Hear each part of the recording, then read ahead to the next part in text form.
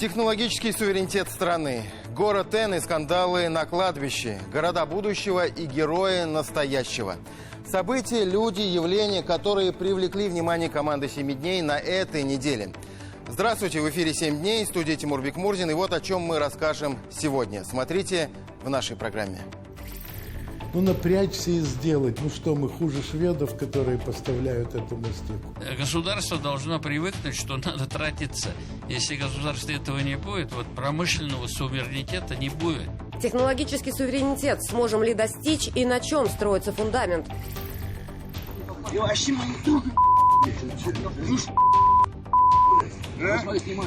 Кладбищенские войны, ритуальные скандалы в городе Н. Кто за ними стоит? Я хочу сказать спасибо труженикам, которые на полях работают, которые достигают результатов. Я искренне поздравляю всех вас с нашим праздником Сабантуй. Сабантуй 2022. Главные тренды и национальный колорит. Сегодня важный день и большой праздник. День России. Государственный праздник в честь принятия суверенитета нашей страны. В текущих условиях, когда суверенитет, наше достоинство, единство, нашу безопасность в широком смысле этого слова нам приходится фактически отстаивать, в том числе с оружием в руках, этот праздник приобретает особый священный смысл. В череде официальных дат и значимых праздников есть еще один, который также отмечают на этой неделе и про который мы не так часто вспоминаем, а это нужно делать. Это День социального работника, профессиональный день тех, кто любит людей, кто творит добрые дела каждый день, кто помогает сохранить качество жизни тех, кого бросили даже родные дети. Да, чтобы стать соцработником, не обязательно получать специальную профессию, достаточно пройти курсы. Но только нигде не научат главному в этом деле – любить людей. А таких у нас много. Благодарности правительства России удостоилась Кристина Дьяченко из Татарстана, автор проекта «Точка трезвости». Ее поощрили за заслуги в области социальной защиты населения. Дьяченко работает в Центре социального обслуживания Альметьевского района. За время реализации проекта «Точка трезвости» успешно прошли реабилитацию более 30 человек, страдающих алкоголизмом. Президент Рустам Минниханов в этот день поздравил сотрудников Казанского дома-интерната для людей с психическими расстройствами. Он ознакомился с условиями проживания пациентов. Интернат рассчитан на 300 человек. Для обучения и занятий оборудованы учебные классы. Есть зал для процедур реабилитации, библиотека. Рустам Минниханов пообщался с работниками столовой, которые рассказали о рационе и ежедневном меню для проживающих в интернате. В этом году команда интерната стала победителем Всероссийской спартакиады специальной олимпиады по мини-футболу в Санкт-Петербурге. Рустам Нургалеевич подарил спортсменам новые футбольные мячи. Президент поблагодарил соцработников за их труд, отметив, что в республике этой сфере всегда уделяется большое внимание. С 2015 года на проведение капремонта 86 организаций соцобслуживания выделено более миллиарда рублей. Рустам Минниханов вручил государственные награды лучшим работникам учреждения и вручил персоналу дома-интерната сертификат на приобретение спецавтомобиля «Газель Некс» с подъемным механизмом. Сегодня под пристальным вниманием и заботой более 9,5 тысяч работников социальной отрасли находится 1,5 миллиона татарстанцев. Это прежде всего ветераны, инвалиды, многодетные и малообеспеченные семьи, дети и пожилые люди. Все те, кто больше всего нуждается в помощи и поддержке государства. И именно ваше участие даст им силы и оптимизм для преодоления жизненных испытаний. В интересное, я бы даже сказал, захватывающее время мы живем. Каждую неделю, каждый день новые вызовы. Уровень задач стал другим, более масштабным и для бизнеса, и для науки, и для общества, и для чиновников, конечно. Я для себя отметил одну деталь. Многие слова, термины реально наполняются новым содержанием, более глубоким прочтением. Скажем, слово «суверенитет». Его все чаще используют и политики, и бизнесмены, и экономисты. Владимир Путин на встрече с молодыми предпринимателями и учеными четко дал понять, что без подлинного суверенитета у такой большой страны, как Россия, не может быть исторических перспектив, как их нет у стран-колоний. А суверенитет включает в себя целый ряд составляющих. Военно-политическую, экономическую, технологическую, общественную самостоятельность, на чем президент сделал особый акцент. Цитата из выступления Путина. В современном мире чрезвычайно важен технологический суверенитет и, конечно, общественный суверенитет. Что я имею в виду? Это способность общества консолидироваться для решения общенациональных задач. Это уважение к своей истории, к своей культуре, к своему языку, к народам, которые проживают на единой территории. Вот эта консолидация общества является одним из ключевых базовых условий развития. Нет этой консолидации, и все будет рассыпаться. Рустам Минниханов также на неделе говорил о необходимости восстановления технологического суверенитета страны на встрече, которая прошла чуть ранее. Это был очень предметный, конструктивный и полезный разговор со всеми заинтересованными сторонами о новой роли науки и высших учебных заведений Татарстана в экономике и развитии технологического предпринимательства. Поводом для такого разговора стало очередное заседание Совета Ассоциации содействия цифровому развитию, где обсуждался вопрос создания в республике стартап-студий в рамках федерального проекта «Платформа университетского технологического предпринимательства». О реальном секторе, студентах-изобретателях и стартап-студиях, и не только, в нашем репортаже.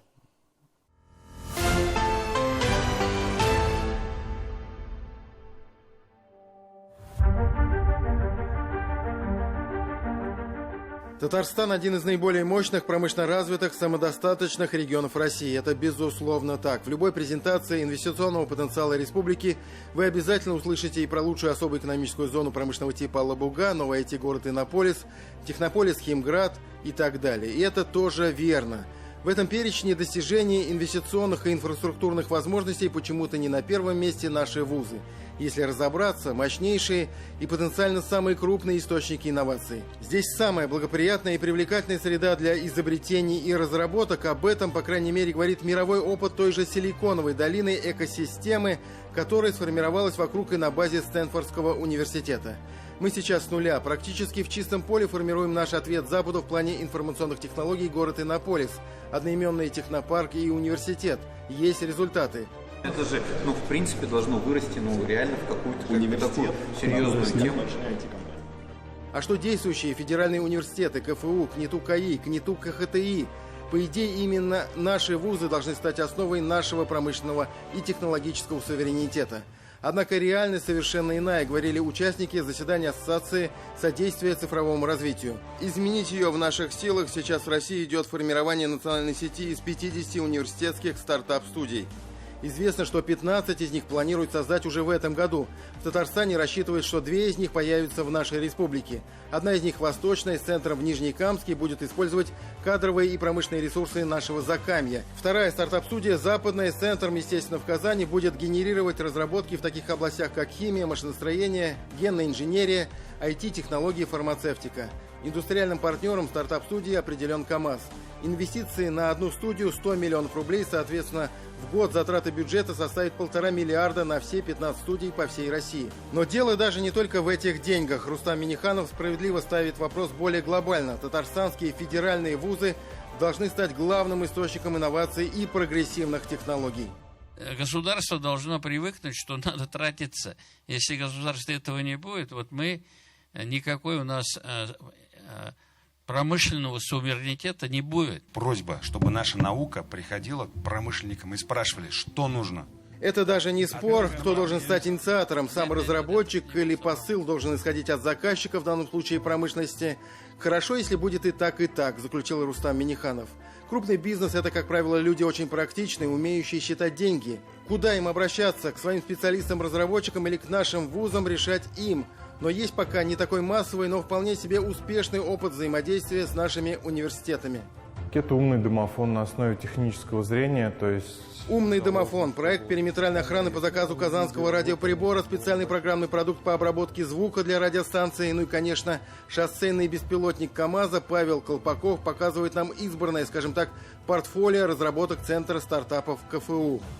Усилить наш здесь внутренний потенциал, а не так, чтобы получить здесь какие-то знания. Он же получает в первую очередь знания здесь, у себя, на родине, а потом убегает. Вот этого, конечно, эта цепочка очень нежелательная. Дело не только и даже не столько в патриотизме. Технологический суверенитет – необходимость для такой страны, как Россия. При этом нельзя сказать, что мы стартуем с какой-то низкой базы. Не будем сами себя принижать. У нас неплохой уровень фундаментальной науки. Есть определенный задел в плане инфраструктуры. Павел показывает нам лабораторию, которая быстро может трансформироваться в мини-производство. Мы можем собирать печатные платы, то есть пайку производить, делать настройку. Есть отдельное пространство для разработчиков, коворкинг-зона, стартап-студия. В чем ее преимущество? Это командная работа и широкие возможности, в том числе и для финансирования. Так просто с порога зайти в КамАЗ, постучаться и сказать: здравствуйте, у меня есть разработка, как ее можно пристроить, но так это не работает. Вот, поэтому преимущество как раз-таки вот в этом и заключается, что это и менторская поддержка, и сопровождение, вот именно такая работа каждодневная со студентами. Они говорят, вот у нас есть такие разработки: литионные, никель-кадмий. Свеженазначенный министр промышленности берет с места в карьер. Олег Коробченко активно включился в дискуссию и в работу. Прежний багаж промышленника и бизнесмена, депутата Государственного совета, играет в его пользу. На неделе Олега Владимировича официально представили депутатам Комитета Госсовета по экономике, инвестициям и предпринимательству. Одна из первоочередных задач нового министра – формирование списка продукции критического импорта в Татарстане. Что можно и нужно сделать силами республиканских предприятий уже в ближайшие месяцы. Товары критического импорта. Вот эти товары нужно поднять, найти, выяснить во всей цепочке технологической от руды, условно до КамАЗа, до самолета, найти их или поставлять из дружественных стран, или принять решение, что дружественная страна завтра может внезапно стать недружественной. В Республике Татарстан инвестиционная ниша – это мастики для заполнения аэродромных швов. Но имея такую химию, как у нас, имея КХТИ наш. Руководитель Республиканского агентства по государственному заказу Яков Геллер считает, что инвестиционная ниша – это и есть база для студенческих стартапов в том числе. Время сейчас такое, мобилизационное, поэтому нужно сосредоточиться сразу по двум направлениям. Где прирасти, за счет каких новых технологий, нового производства, а где сэкономить, оптимизировать затраты. В этой связи Яков Геллер на заседании ассоциации вспомнил про давние поручения президента по расширению доступа бизнеса на рынок государственных закупок и продаж. Мы не против этой системы, но ее надо доработать. Ну, давайте, значит, доработайте. Идея не должна зависеть от инструмента. Но мы инструмент поправили. И теперь президент дал отмашку еще одну попытку сделать. И при ремонте дорог, и при горячем питании, и при строительстве. Тимур Бекмурзин, Роман Безменов и Андрей Мохов. 7 дней. Когда мы говорим о развитии, мы всегда говорим о деньгах. Если мы скажем, город развивается, мы будем иметь в виду, что создаются какие-то новые рабочие места, капитал течет в этот город, а его жители богатеют и неуклонно повышают уровень своего потребления. Так-то оно так, но тут скорее речь о росте, чем о развитии. Мы говорим, город развивается и тогда, когда мы реализуем в этом городе масштабные проекты, требующие миллиардных вложений. Прогрессирует ли при этом город или он регрессирует, мы можем только гадать и надеяться. Безусловно, только одно – город при этом растет. И в высоту, и в ширину. Каждая новая многоэтажка и каждая новая скоростная магистраль, кажется, придают городу респектабельности. Но каждый лишь шарахнутый в небо железобетон действительно нужен городу. Можем ли мы назвать развитием этот рост? Ответ зависит от степени развитости умения предвидеть. Мы привыкли обращать внимание на самые грандиозные вещи, но самое великое всегда заключается в малых делах. О городах будущего и героях настоящего. Михаил Любимов.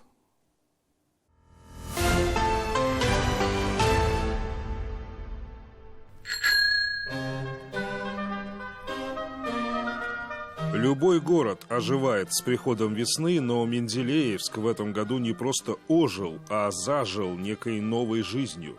Знакомые унылые места уже не кажутся горожанам знакомыми. В городе появились цвета и контрасты, новые и обновленные бульвары и скверы, а насыщенность функциями и развлечениями для детей и взрослых уже превосходит ожидания. У города и района новый голова. В этом, конечно, все и дело. Ведь он действительно другой. Радмир Ильдарович Беляев, глава администрации города Менделеевска. Как ваши дела? Ну, красиво подъехали. Ну да, я думал, на крутой машине будете, нет? Да нет, мы же на велосипедах сейчас строим велоинфраструктуру. Могу рассказать, показать, если интересно. Это ваш личный, конечно. Это личный велосипед, да. И вот так вот, прям вот, правда, что ли, ездите на работу? Ну, говорят? часто да? Езжу по городу на велосипеде, потому что очень удобный вид транспорта. Убедиться в том, что новый начальник осматривает грандиозную общегородскую стройку не из окна своего авто, можно очень быстро. Делегации не на великах. Наверное, просто могут еще не все, да и не скорость тут важна. Внимательно проходят на своих двоих несколько километров новых городских линий. В этом году первый этап строительства велопешеходного маршрута. Это 6 километров. Отличное начало для Менделеевска. Просто отличное. Маршрут образует как бы кольцо вокруг города. Охват будет у нас 48% территории. И на следующий год, когда мы завершим второй этап, охват территории города будет 70%. И вы делаете велодорожки не в парках, не в зеленых зонах? Не именно в городе. Будет проходить и в парках, но в основном городская территория. Вот где мы сейчас находимся, это улица, значит, Тукая, основной променад, где, значит, городская улица. Но для Менделеевска 6 километров это достаточно много. Дело не дешевое, конечно, 112 миллионов рублей на 2 года.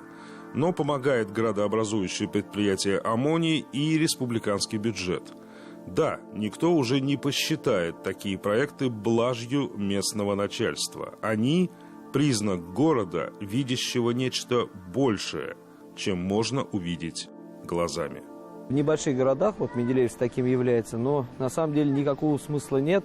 Если надо куда-то доехать до работы, допустим, или там в магазин сходить, заводить машину, значит, отравлять окружающую среду, ехать и это содержать. Поэтому вот велосипед – отличный вид транспорта для таких, особенно малых городов. То есть цель, конечно, не в том, чтобы всех пересадить на велосипеды, а в том, чтобы выбор в городе появился. В городе впервые открыли велопрокат, а на следующий год сюда придут и электросамокаты. Поэтому велодорожки, даже там, где они не совмещены с тротуарами, максимально безопасны. И в таком небольшом городе отыскали на улицах достаточно земли, чтобы обособить их от проезжей части. Вот тут пока идет одна линия, а будет 2 для большего комфорта. Для кого это все? Ну, конечно, для детей в первую очередь. Не потому, что велик или самокат – это вид спорта, нет. Просто потому, что речь о будущем. Основная задача – это изменение идеологии. Основная задача, чтобы дети не сидели дома, не сидели в гаджетах, больше гуляли на улицах, развлекательная инфраструктура, чтобы у наших детей не надо было ехать в другие города, да, чтобы получить элементарно там, покататься на экстрим-парке, чтобы это было все свое. Артем, ну, несмотря даже на такую погоду, которая сегодня нам выпала, вот идем, и глаз все равно радуется, потому что я был здесь несколько лет назад, видел эту улицу, она ведь когда-то была автомобильной. Теперь вот слева от нас пешеходная дорожка, мы с вами идем по велосипедной дорожке. Огромный прорыв в развитии города, так ведь? Трижды уже используем концепцию завершенных улиц, просто берем автомобильную дорогу и реорганизовываем ее под велопешеходную. Еще несколько лет назад никому из жителей Бугульмы и в голову бы не пришло, что в городе возможны осадки и в виде велодорожек. Некогда автомобильная территория вокруг облагороженного водоема теперь дружелюбна и к остальным людям в городе. По итогу люди это очень хорошо приняли. То есть у нас есть пример, который показывает, что да, вот мы все это увязываем, и у нас создаются такие связанные пространства. То есть сейчас уже проще говорить и показывать на живых примерах. Главный архитектор Бугульмы Артем Цокур, молодой проектировщик будущего. Мы приехали сюда, в общем-то, посмотреть не столько на настоящее, сколько поговорить с ним о будущем. А оно тут кругом, это будущее. Ну, на самом деле, да. То есть самое-то главное делать, внедрять именно велосипед как транспорт в город, а не как прогулочный вид там, развлечения. Новые велопешеходные дорожки в Бугульме выросли буквально как грибы после дождя. Безо всякой помпезности, которая выдает лишь сомнение, безо всяких лозунгов, город просто показывает новую норму. К тому, что в городе появилось что-то кроме машин, тоже придется привыкнуть. Я понял, что нет смысла об этом кричать, говорить, что вот мы сейчас там комплексно внедряем велодорожки в городе. Все, они просто есть. То есть вот мы сделали проект площади, дом техники, мы сделали проект как раз сквер, это два разных проекта. Все, здесь у нас появились велодорожки, они везде появляются. Мы везде об этом думаем, мы просто думаем сразу о всех типах городского передвижения. Здесь как бы все это такое очень детское, наивное, но в этом и есть авторство. Да. То есть когда мы воплотим это, здесь нет руки взрослого. Честно говоря, это значительно лучше того, что я вижу на дорогах, когда заезжаю в то же Ознакаево или Чистиков. Мне вот это больше нравится. Вот такой указатель мы сделаем, где будет показано, что от Бугульмы до такого-то города по Татарстану у нас столько-то, допустим, шагов. В Бугульминской школе юного архитектора каникулы, но мы прекрасно видим результаты работы преподавателя Цокура. Это пространство абсолютной творческой свободы. И на самом деле здесь делают первые шаги не новые архитекторы даже. Эти шаги здесь делает город. Просите ребенка, давайте пофантазируем, как может выглядеть этот кирпичик. Он рисует, и это не просто так потом уходит в небытие. Вы потом можете это использовать в городе. Дети 8-7 лет, они могут увидеть реализованные объекты в городе. Ребенок, автор этого незатейливого рисунка на куске брусчатки, может увидеть свое творение в городе. Вот в чем идея. То есть в этой самой комнате дети решают, каким быть городу. Не давайте пофантазируем, а давайте займемся делом. Почему нет?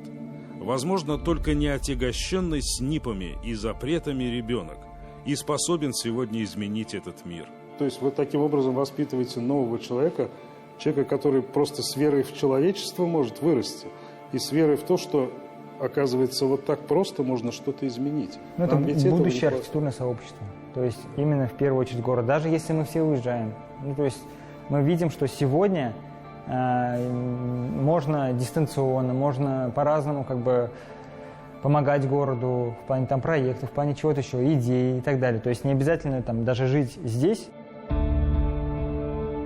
А ведь какая интересная и новая свежая мысль. Безусловно, города начинают бороться сегодня за человека. Они конкурируют между собой, и вот Менделеевский, например, грезит о воссоздании хотя бы колледжа, который бы как-то задержал в городе молодежь. Это наша мечта, это строительство колледжа. У нас дело в том, что в 2015 году был закрыт колледж. У нас детям учиться негде. Нет возможности, нет учебного заведения. Поэтому, решив этот вопрос, я думаю, у нас очень большое будущее впереди. Все правильно. Нет молодежи, нет будущего. Но, по большому счету, в обоих городах уже приступили к решению главного вопроса. К созданию другого, нового человека. Птенцы из гнезда Артема Цокура, даже разлетевшись кто куда со временем, смогут приносить пользу именно своей родине. Они будут рождены в этом пространстве диалога совсем другими людьми. Архитектор Цокур воспитает архитекторов или просто творческого человека. Но разве мэр Беляев занят не тем же? Ребенок, выросший в живой и благоприятной среде, никогда не станет консерватором, закрытым для любой альтернативы. Он будет знать, что город – это место диалога, что городская администрация или главный архитектор не собственник этой территории, а модератор для этой дискуссии. Такие города говорят сегодня с нами не только двигателями внутреннего сгорания. Мы начинаем слышать и нечто иное – человека. И мы начинаем понимать, что за этого человека нужно бороться. Эти люди уже есть. Мы их видели сегодня. Они молоды, они прогрессивны, они вооружены знаниями. Более чем я уверен, что как раз-таки вся эта работа еще будет видна через десятки лет. И я надеюсь, конечно же, что свой след, так скажем, в истории уже получится оставить. И вы знаете, ресурсы есть всегда. надо просто грамотно находить эти ресурсы и ими распоряжаться. Вот это очень важно. Их немного, этих людей. И если и есть в этом какая-то система сейчас, то, как выразился бы, наверное, Дмитрий Иванович Менделеев, система эта скорее периодическая. Но она все же предсказывает будущее. И это главное. Михаил Любимов, Роман Безменов и Андрей Ключников. 7 дней.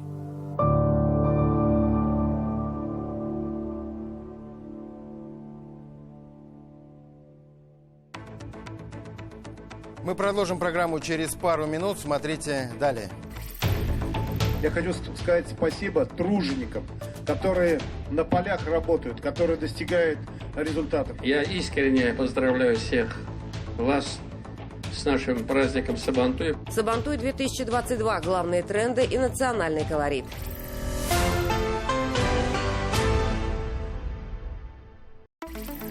Рустам Минниханов поздравил татарстанцев с Днем России. В обращении президента говорится: огромное значение для каждого из нас имеют цивилизационные ценности нашей державы и провозглашенные Конституцией России принципы, нацеленные на обеспечение государственного суверенитета и единства Родины, гарантирующие приоритет прав и свобод человека и гражданина, создание условий, обеспечивающих достойную жизнь и свободное развитие человека. Республика Татарстан, являющаяся одним из динамично развивающихся субъектов Российской Федерации, вносит достойный вклад в укрепление могущества нашего Отечества.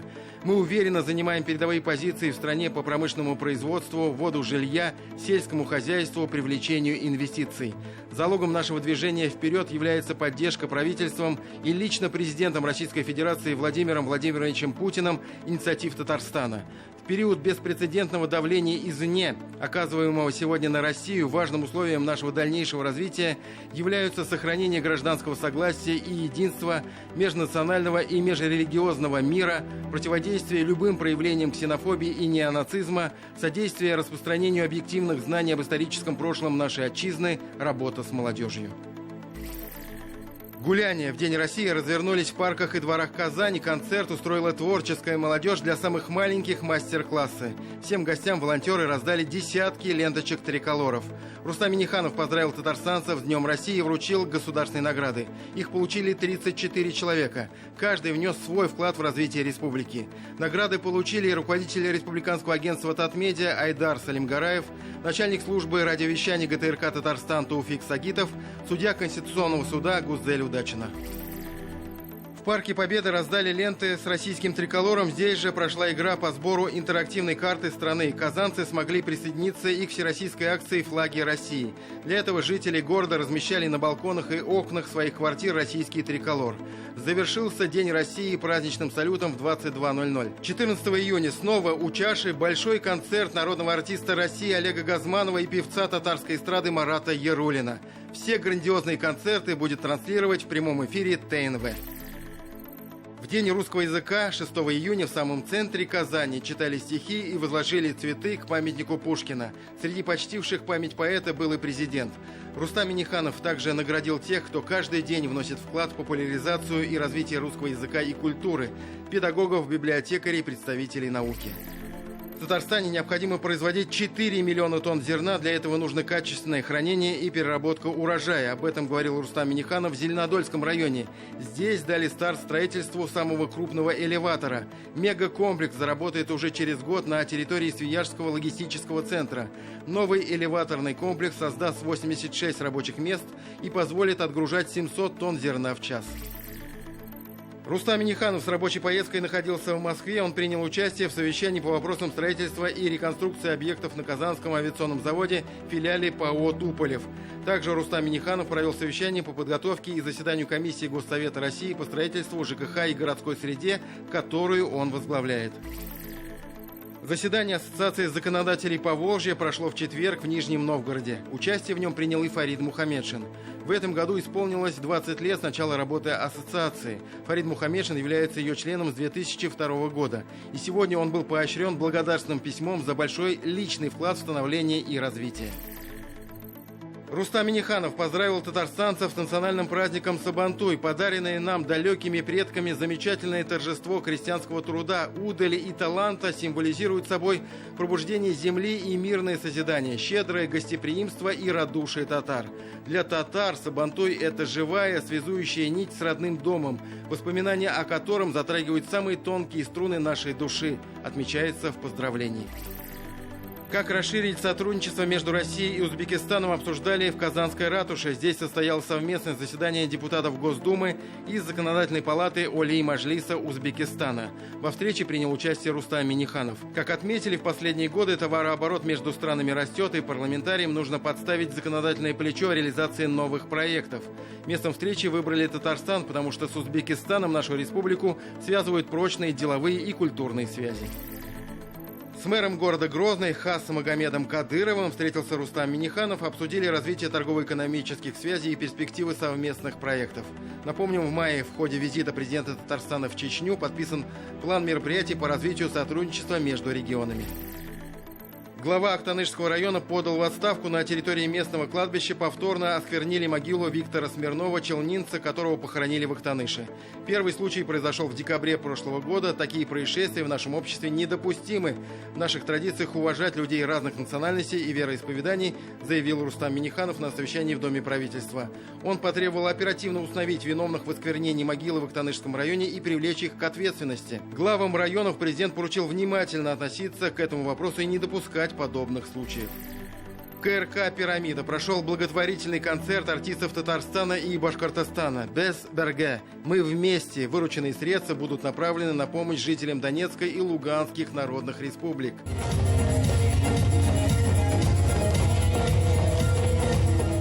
Сам концерт состоялся 8 июня, и эту эстафету Уфа передала Казани еще раньше. Первый совместный благотворительный концерт звезд эстрады Башкортостана и Татарстана «Без Берге» состоялся в Уфе 25 мая. Идея такого мероприятия возникла во время выступления в Казани Национального симфонического оркестра Республики Башкортостан.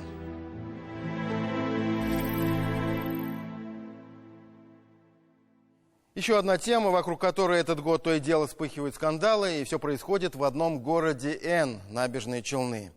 Могилу трактором обратно закапывали. Драка на кладбище, гробовщики в Челнах не смогли поделить могилу. Похороны отложили из-за драки копателей могил. Челнинцы волочили гроб до могилы по снегу из-за нечищенных дорог. Такие заголовки стали появляться в различных средствах массовой информации с начала этого года. Подобных публикаций уже несколько десятков. Речь идет о скандалах и инцидентах на кладбище Набережных Челнов, которые, как выяснилось, идут как минимум с 2015 года. Но широкую огласку получили сейчас, так как руководитель одной из частных ритуальных компаний «Автограда» и представитель муниципального предприятия вступили в открытый конфликт. Проще говоря, стали делить кладбищенскую землю и деньги родственников усопших. В ситуацию вмешались правоохранительные органы и антимонопольная служба. Управление Федеральной антимонопольной службы по Татарстану признало наличие сговора между муниципальной службой и двумя частными фирмами. Прокуратура выявила превышение полномочий руководителям кладбища, воспрепятствование законной предпринимательской или иной деятельности, незаконный оборот специальных технических средств, предназначенных для негласного получения информации. По 7 выявленным эпизодам, по 3 статьям Уголовного кодекса дело передано в суд. Зуфар Давлетшин копнул глубже в проблему.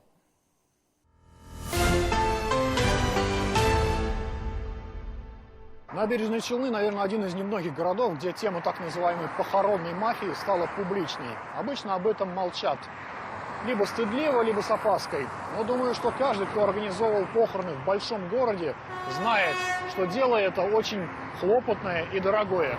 Есть официальные тарифы, утвержденные государством, а есть так называемый тариф сверху. И различие в 2-3 раза, в лучшем случае, стоит похороны в десятки тысяч рублей.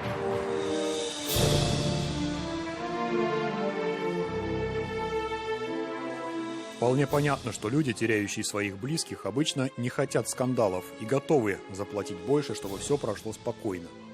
Здесь, в Набережных Челнах, на кладбище, с шокирующим для такого места названием «Молодежное», многие не подозревают, что могила их умершего родственника часто становится камнем преткновения еще до начала похорон. Ты вообще мою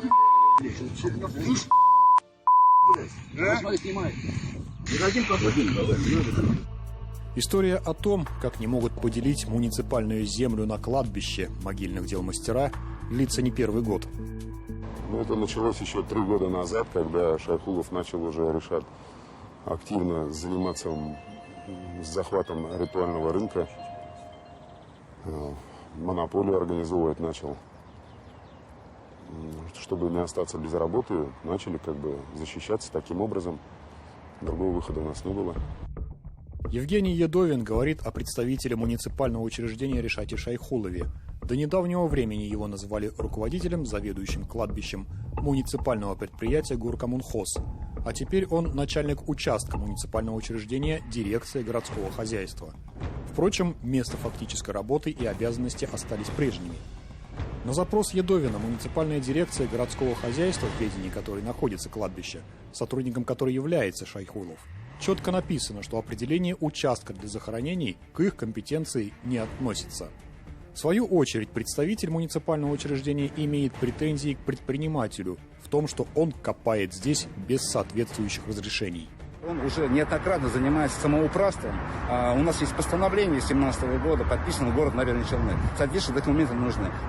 Он этого нарушает наши все правила и законы. На самом деле существует постановление 2017 года, 21 апреля, от исполкома города Набережные Челны, где прописано, кто должен заниматься распределением, где можно копать, где нельзя.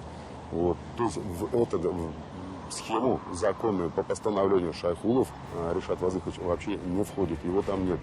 И в принципе один не против, чтобы другой этим здесь занимался, но подальше от центральных аллей. Там, куда идти далеко, где так называемые социальные захоронения. То есть там, где предают земле бесхозные тела и тех, чьи родственники не в состоянии оплатить услуги. Муниципальная земля, где хотим, где показ, там что хотим. Мы здесь тебе не дадим показ. Я здесь у тебя директор, а ты кто? Пошел вон отсюда. Что скрываешь? Ты своей крышей говоришь. Чего мне трогаешь? Ты своей крышей говоришь. Ты чего мне трогаешь? Тихо. Не надо. Моя фирма копает могилки в 2 раза дешевле, чем Шайхулова. То есть похоронный дом МЧ. Мемориал МЧ, ритуал МЧ, похоронный дом МЧ. Сейчас это одни и те же люди, просто меняется название у фирмы, а так то же самое все. При этом, согласно федеральному закону номер 8 о погребении и похоронном деле от 12 января 1996 года, гарантированы бесплатные услуги по погребению. В перечень таких услуг входит оформление документов, предоставление и доставка гроба и других предметов, необходимых для погребения, перевозка тела на кладбище и, собственно, само погребение. Стоимость услуг возмещается специализированной службе по вопросам похоронного дела из разных бюджетных источников. Но на деле к такому варианту прибегают именно на тех самых неудобных участках социальных захоронений. Всем остальным дорога на кладбище через кассу. За определенную сумму нам предложили место. Да, разные места выбрать самим. Мы съездили, выбрали и вот. А бесплатно ничего сделать нельзя. Земля муниципальная, то есть она принадлежит городу. Почему мы не можем выбирать сами, кто будет копать? Почему нам эти условия диктуют? Конфликты на этом кладбище возникают периодически, как минимум с 2015 года. Причем чаще всего это, говоря юридическим языком, не спор хозяйствующих субъектов. Местные средства массовой информации то и дело обращаются к этой теме. То мусор вовремя не убран, то кто-то пожаловался, что плату за въезд пытались требовать. Тогда ответственный за покой покойников еще шел на контакт с журналистами. Ну вот скажите, давайте хоть одного человека, кто отдал деньги, пусть мне покажет, да? Мы этого человека охранить довольны, ну пусть покажет. Кто сказал, что платно сделал? Это муниципальное кладбище, не частное. Часто и в социальных сетях появлялись сообщения. То катафалк в грязи застрял на территории кладбища, то гроб пришлось волочить по сугробам, потому что дороги не были расчищены. То зимой похоронили, а весной выяснилось, что прямо там, где машины ездят.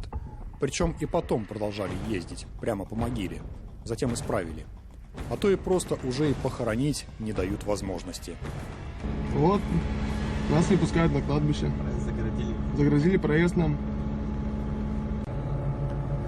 Вот, начальник кладбища мешает проехать. Словом, дело дошло до официальных проверок. Люди, которые к нему ранее обратились за услугой покупки могил, приходили и говорили: вы знаете, вы нам, пожалуйста, верните деньги, которые мы вам заплатили за оказываемую вами услугу, так как у нас там, нам не дают захоранивать, говорят, что с вами мы работать не можем, есть определенная компания, к услугам которой мы должны обратиться. То есть Едовин к нам пожаловался, мы возбудили дело. На тот момент к ответчикам привлекли компанию «Ритуал МЧ», «Мемориал МЧ», причем они там в процессе дела меняли название, свои наименования юридического лица. И плюс еще к этому же делу был привлечен МУП Горкоммунхоз. Мерами прокурорского реагирования в 2020 году удалось добиться расторжения трехстороннего договора на аренду помещения в здании, расположенном на территории кладбища, заключенного между органами самоуправления МУП Горкоммунхоз и ООО «Ритуал НЧ». Как известно из Федерального закона о защите конкуренции, органами самоуправления запрещается осуществлять действия, в том числе заключать соглашения, которые приводят или могут привести к недопущению, ограничению, устранению конкуренции. Решение по этому делу было вынесено в текущем году, и уже в рамках рассмотрения этого дела было принято решение выделить в отдельное производство другое дело. Здесь уже признаки нарушения антимонопольного законодательства вменялись исполкому города Набережных Челнов и конкретно МУП Горкоммунхоз. По результатам прокурорской проверки возбуждено уголовное дело по факту превышения должностных полномочий, незаконное ограничение предпринимательской деятельности, незаконный оборот специальных технических средств, предназначенных для негласного получения информации, которые в настоящее время направлены в суд для рассмотрения по существу. Всего в деле 7 эпизодов. Кто прав, кто виноват, окончательно решит суд. Рассмотрение уголовного дела назначено на 6 июля. Зуфар Давлетшин, Андрей Мохов. 7 дней. При содействии телекомпании Челны ТВ. В Татарстане, наконец, завершилась посевная. Несмотря на май, который холодно встретил посев, и несмотря на первые дни лета, которые проводили весну ливнем и даже градом. Республику на этой неделе в буквальном смысле топило 3 дня. Под водой оказались и сотни садовых участков. А вот на посеве это пока никак не сказалось. Вернее, как сказалось, пока не ясно. Аграрии утверждают, что такие дожди влияют на растения только благоприятно. В зоне опасности они могут находиться в случае урагана или заморозков, а небольшой дождь, пусть даже ливень, лишь на пользу. Однако погода все же сдвинула сроки не только посевной, но и заготовки кормов для скота, которая, кстати, сейчас идет полным ходом. Оценивали риски погодных условий и не только на неделе в Балтасинском районе. Там прошел так называемый День сенажа. Это мероприятие, которое стало своеобразным днем поля. Именно здесь строят ближайшие планы в развитии АПК и принимают решения. Диляра Юсупова продолжит.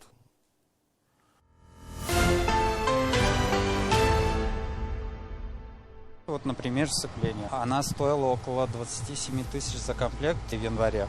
В феврале, марте было запланировано повышение цен, но плюс еще из-за изменения логистики сейчас цена вот этого комплекта всего составляет 42 тысячи рублей.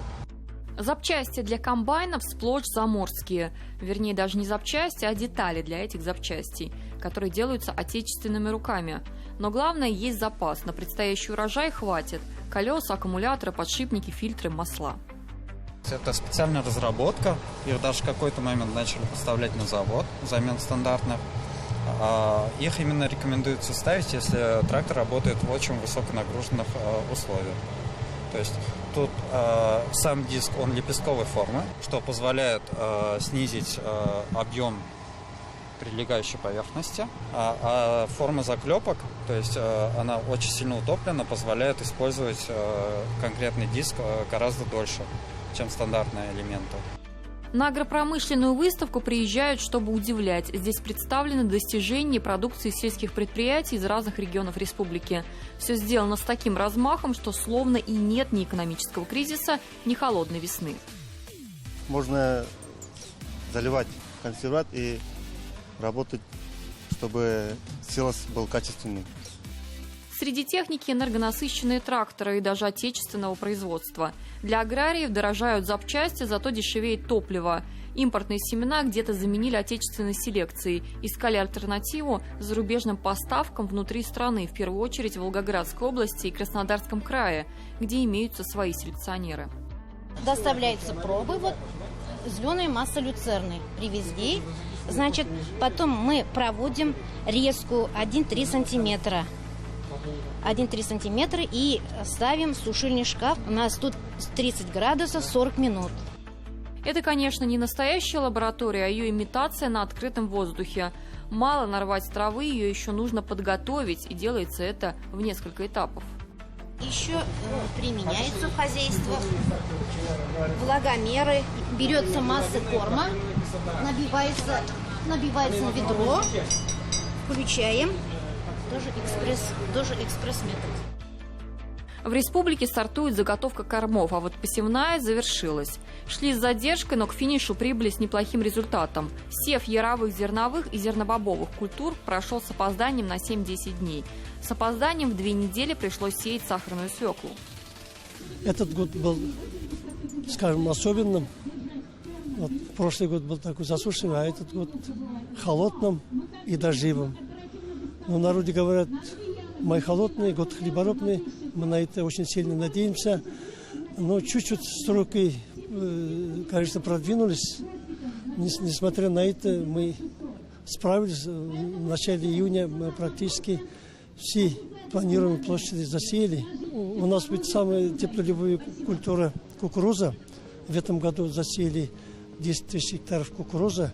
И, скажем, Аллаха шукр, кукуруза тоже, она хорошо уже взошла.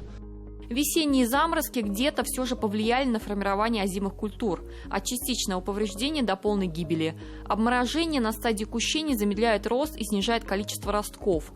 Холодный дождливый май не только задержал развитие озимых, но и способствовал тому, что в бой пошли сорняки. А это значит, необходима дополнительная химобработка. А вот последняя сырая неделя, напротив, оказалась плодоносной. Слава богу, осадки, они были как раз так называемые агрономические. Последнего дня не ливень же, это мелкий дождь, моросящий дождь, он не смывает, а постепенно впитывается в почву. Дождю мы только радуемся, сейчас надеемся, что солнце стабилизируется и получим хороший урожай. Сейчас идет период кормозаготовки с закладкой сенажа, потом чуть попозже у нас уже закладка силоса будет. Заготовка кормов опаздывает на несколько дней, но это не критично. На этой ферме уже вовсю готовятся к летнему сезону. И дожди не помеха, скорее наоборот. Это дойное стадо, и оно любит прохладу. Хорошее самочувствие буренки плюс качественный корм равно продуктивный удой. Во время лактации тут продуктивность у нас где-то 7-8 тысяч на одну корову получается. Заготавливаем где-то 13 тысяч тонн сенажа. И столько же силос кукурузы. Выставка выставкой, а дойка по расписанию. Что не корова, так рекордсменка. Любая дает не меньше 25, а то и 30 литров молока в день. Молоко будет, урожай ожидается, погода нестабильна. Нестабильной она будет и в летний период. Аграрии пока не спешат делать выводы о последствиях непогоды, но заранее обезопасили себя и всю республику. Плановые площади под урожай 2022 года шире, на несколько тысяч гектаров больше, чем в прошлом году. Диляра Исупова, Андрей Ключников, 7 дней. На этой неделе в Татарстане началась череда сабантуев. В деревнях и райцентрах праздник плуга проходит в субботу, сегодня воскресенье и завтра в понедельник. Президент Рустам Минниханов поставил задачу провести все мероприятия на должном уровне. С размахом в течение месяца сабантуй отметят и по всей России. В Казани он пройдет 19 июня. Днем ранее национальный праздник федерального масштаба примет Ульяновск. В конце июня сабантуй отметят также в Якутии и Новокузнецке. Мероприятие планирует посетить Рустам Минниханов. Как любимый сабантуй уже отметили, все увидела и готова рассказать Татьяна Тимошенко.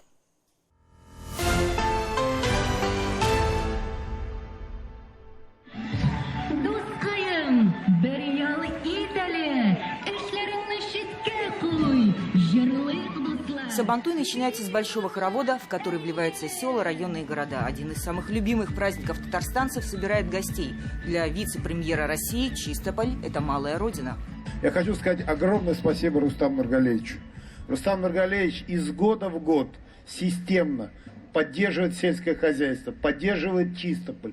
Каждый раз, приезжая в Чистополь, я вижу, какие позитивные происходят изменения. Город развивается. Но и самое главное, коллеги, я хочу сказать спасибо труженикам, которые на полях работают, которые достигают результатов. Хочу сказать всем жителям города огромное спасибо, пожелать здоровья, успехов. Все как и испокон веков. Сбор подарков для самых смелых, ловких, сильных. Соревнований впереди. Песни и угощения. Попробуй, оцените, пожалуйста. И чай хороший. Оцените, пожалуйста, от души. Гармонии, свистульки и традиционные забавы. Мы практически в 70 или 65 регионах Сабантуй в нашей стране проводим. За границей Сабантуй проходит. Это самый вот такой Сабантуй, который, может быть, он наш национальный, где принимают участие все нации, все религии, здесь никаких ограничений нет. Мы живем в мире согласия, и это наше самое главное качество. И это залог развития нашего российского государства, залог развития нашей республики. Праздник плуга – короткая передышка в своеобразной гонке каждого района в сельскохозяйственных работах и подведении промежуточных итогов. В Заянске, например, Батыра села механизатора аграрного предприятия наградили барашком и автомобилем. Почти 500 механизаторов участвовали в весенне-полевых работах. Около 40 тысяч гектар, значит, пассивных работ. Одними из первых приступили, одними из первых завершили весенне-полевые работы. Трактора на время отданы мальчишкам. Рули не хочу, примиряйся к тяжелой технике. Трактористом бы хотелось бы стать самым знаменитым, ведь это очень классно. Да и на такой машине выкататься тоже было бы очень хорошо. Но, конечно, начало праздника по вековой традиции на ипподроме. Кто в седле, кто без седла. Отдельный заезд для лошадей татарской породы. Официально зарегистрирована 4 года назад. Создана на основе больших исследований по поиску аборигенных лошадей. По преданиям, восточные соседи их называли «небесные кони». Лошади, они все чувствуют. И вот татарские – это просто какие-то мега-супер спокойные лошади. В домах Сабантуя разных национальностей, живущих на общей земле, все смешалось. Вот кряшины поют свою песню. В третьем куплете говорится о том, что мы все равны. Все люди не особенные, все такие же, как мы. Татарские женщины показывают свое мастерство по шитью лоскутных одеял. Больше похоже на фокус. Называется есенинское одеяло. Оно впервые обнаружили на родине Есенина. И в данный момент рассказывают, что такие одеяла хранятся в музее Есенина на Рязанщине. Сабантуй собирает и объединяет. Его ждут, к нему готовятся и к нему едут. Те, кто его любит с детства. Ну я же казанский парень-то. Я вырос в Татарстане, в Казани. И сколько себя помню, с раннего детства. Летом в эти дни всегда был Сабантуй. И все-таки для меня это большой праздник. И новые друзья. В прошлом году приехал, просто был в восторге, пригласил сегодня с собой друзей. Я считаю, что это один из таких праздников не только татарского народа, всех россиян, потому что он набирает обороты, это правильный праздник, красивый. Самых многочисленных зрителей собирает борьба батыров. Страсти кипят. Первое, третье место. Но не меньше переживаний из-за смельчаков, готовых влезть на 30-метровую высоту. К этому покорению некоторые готовятся годами, но удается единицам. Старался. Я не знаю, как удалось. Давно хотел залезть. Есть на Сабантуе еще одна традиция или примета – встреча на крепкую дружбу и семейное счастье. Если вот на Сабантуе встречается, например, один мальчик и, например, девочка, да, и, получается, они как-то познакомились в этот день Сабантуя, то тогда они уже будут общаться, и, в общем. Это татарская культура, которую мы должны развивать и в дальнейшем передавать из поколения в поколение. Сабантуй яркий и солнечный, легкий, как бег лошадей, и нежный, как народные песни, давно стал воплощением души татарского народа, где на общем Майдане так щедро и так скромно каждый являет свои лучшие черты – и трудолюбие, и смелость, силу и любовь к своей семье и корням. Через века, как один из самых объединяющих и любимых праздников, Сабантуй только начинается. Из сел и районов на следующей неделе он шагнет в большие города. Татьяна Тимошенко, Андрей Мохов, 7 дней. А мы продолжаем рассказывать вам истории семей, чьи семьи сами состоят из нескольких семей. Финалисты и участники фестиваля «Родословное эхо веков в истории семьи» – проекта, который призывает хранить семейные архивы и помнить свои корни. Собрать даже часть людей родословной в одном месте очень сложно. И этот раз не стал исключением. Семья Газымовых из Новошишминского района живет в селе Зереклы. Часть их ветки обитает на соседней улице, другая разбросана по Татарстану и по России. Родословная Газымовых начинается с Амира, который родился в 1770 году. И на этой неделе главный летний национальный праздник Сабантуй объединил сразу несколько поколений. С ними встретилась и Диляра Юсупова.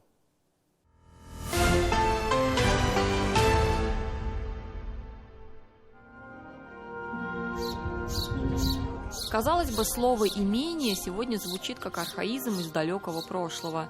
Но этот дом самое что ни на есть оно – родовое гнездо. Ему больше 180 лет. Конечно, это не его первозданный вид, но некоторые вещи сохранились с далеких времен. Onlardan son bulğan Kerim babay, Gazim babay hem istelik bulup, менә 1760 еллардан калган менә шушы Шамаил тора. Безгә бу Шамаил бик кадерле, чөнки бу үзендә 200 еллык тарихны саклый. Это часть семьи Газымовых, можно сказать, ее молодая часть. В этой части еще несколько частей. Разобраться в этой матрешке из веток поколений судеб не под силу иногда и самим его представителям. Но разве это важно? Сегодня это просто люди, которые живут дружно, собираются вместе на праздник. И они действительно собрались. На деревню к истокам сегодня приехали из Челнов, Казани, Заинска, Альметьевска, Чебоксар и других регионов республики и страны. Минем әби була бит инде. Ул һәр вакытта да кеше, например, керә икән. Әйбер сорапмы, нәрсә булса да. Моны үзеңә калмаса да бирегә кушкан ул аны. Нашындай кешелекле булган инде. Вагизети аны яңадан ясатып, безгә менә шуй матур итеп калдырды. Юк-югында сулар булмый. Сулар килмәгән вакытта без менә шуннан су алабыз. В этом колодце сегодня нет воды, но их родовое дерево давно питается чем-то большим. 497 имен в 9 поколениях. Это пока то, что удалось выяснить. Среди прибывших живые свидетели истории не только своей родословной, но и общей. Ильхамия Апа еще помнит 30-е годы, когда религия в стране была под запретом. Тогда дом ее родителей использовался как неофициальная мечеть.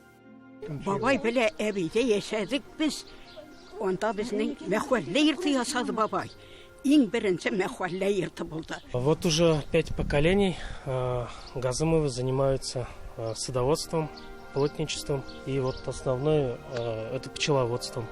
Пчеловодство в этом роду традиция. Почти у каждой семьи своя пасека. А еще не пересчитать, сколько в этой родословной инженеров, нефтяных работников, учителей и врачей.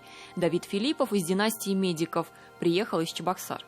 Мой дед, уроженец этой деревни, Газымов Мингалевич. Дед прошел большой путь от помощника комбайнера до главного уролога Республики Чувашия, да, завкафедры урологии, доктора медицинских наук. Так что в деревне его помнят и очень любят. Задумайтесь и представьте, что за вашей спиной стоят ваши родители. За ними их родители и так до бесконечности. Вы окажетесь на острие гигантского клина, который своим основанием уходит далеко-далеко. Чтобы они писали только черной пастой. Тонны исписаны вручную бумаги исключительно черной пастой. Синяя выцветает. Это важно, потому что поиски свои он продолжает уже 60 лет. Человек, с которого все начиналось, вернее, начиналось еще непонятно с кого, и он положил свою жизнь на то, чтобы это выяснить. Копался в архивах, вручную записывал данные, ездил по городам и находил даже то, что найти невозможно. Ему даже пришлось переводить некоторые документы с арабского языка. И вот так, крупица за крупицей. В первую очередь, это ревизия сказка из Национального архива, это фонд номер 3. Там все наши семьи указаны, 60 семей. Я уже смог, как говорится, распознать, узнать 25 семей. Раз я занимался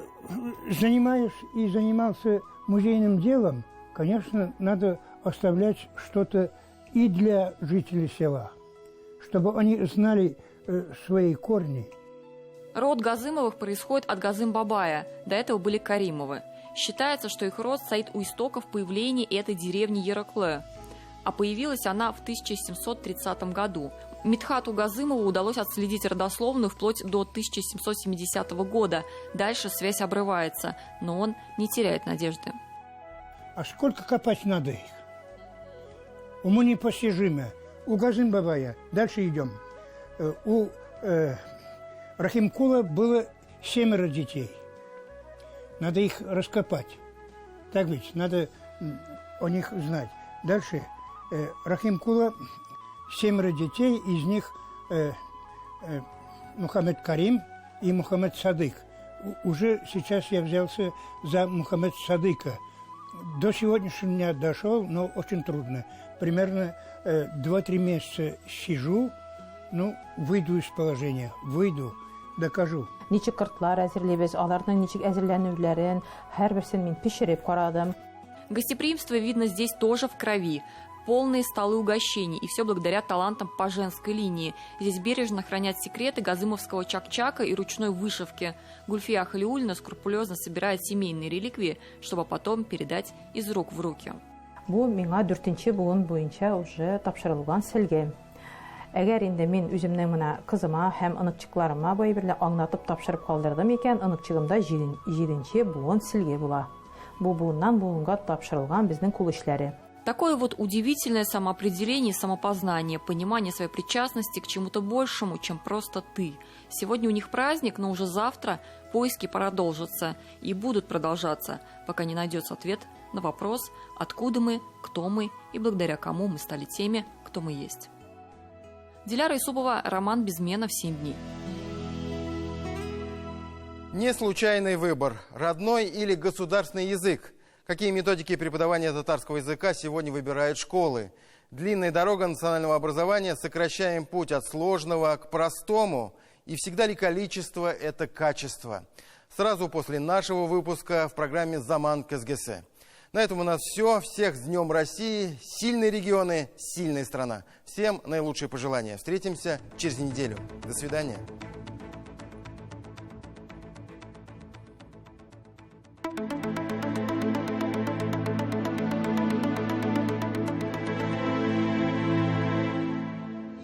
Здравствуйте! Новая неделя прогнозируется относительно стабильной. Резких скачков температур не предвидится.